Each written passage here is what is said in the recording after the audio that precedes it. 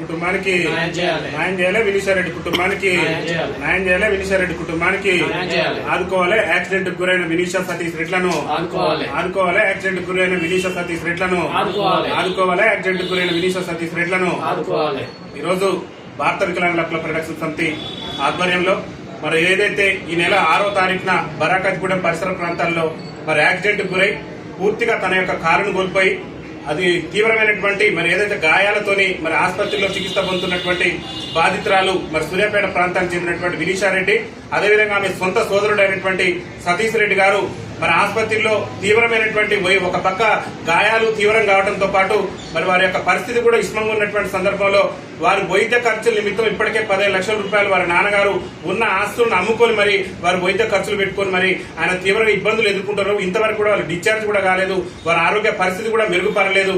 మరి వారిని యాక్సిడెంట్ చేసినటువంటి వ్యక్తి నుంచి కూడా ఎలాంటి సహకారం అందలేదు.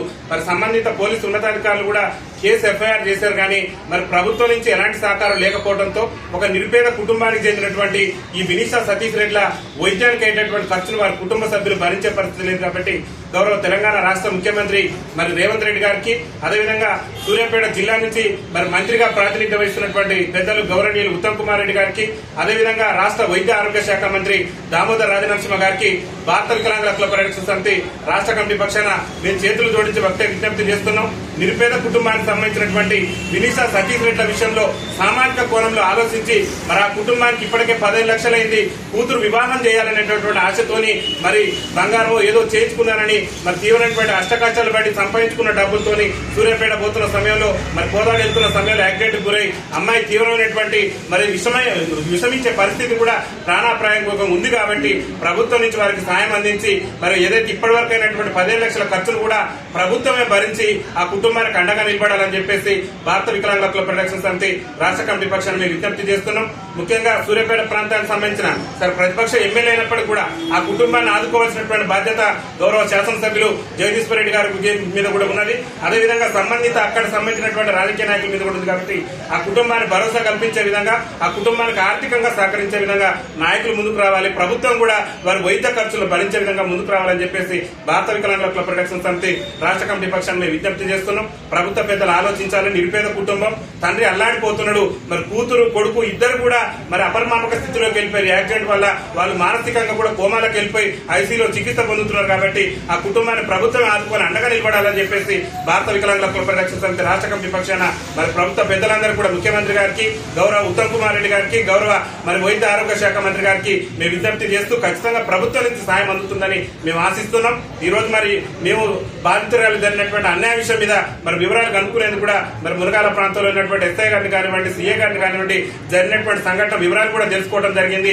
మరి సంఘటన వివరాలు తెలుసుకున్న తర్వాత ప్రమాదం చేసినటువంటి వ్యక్తుల గురించి కూడా సహకారం అందించాలని కోరగా వారు కూడా నిరుపేదలను చేరడంతో మరి వారి నుంచి ఎలాంటి సహకారం అందే పరిస్థితుల్లో ఇప్పటికే 15 లక్షల రూపాయలు అప్పు చేసి ఆ తండ్రి అల్లాడిపోతున్నాడు. కాబట్టి ప్రభుత్వం నుంచి మరి కొంత సహకారం అందిస్తే ఆ కుటుంబానికి ప్రభుత్వం అండగా ఉన్నట్టుంటుంది. కాబట్టి వారికి సహకారం అందించాలని చెప్పేసి ఈ రోజు విజ్ఞప్తి చేస్తూ పెద్దలు గౌరవనీయులు మరి మాల మహానాడు జిల్లా అధ్యక్షులైనటువంటి కందులు ఈర్బాబు గారి సహకారంతో, అదేవిధంగా మా రాష్ట్ర ఉపాధ్యక్షులైనటువంటి కొల్లూరు గారి బాబు గారి సహకారంతో, అదేవిధంగా పెద్దలు గౌరవనీయులు మా జిల్లా సీనియర్ నాయకులైనటువంటి మరి గోగుల శేఖర్ రెడ్డి గారి నాయకత్వంలో ఈ రోజు మరి సీఏ గారిని సంబంధించి ఎస్ఐ గారిని కలిసి మా సమస్యను కూడా విన్నవించడం జరిగింది.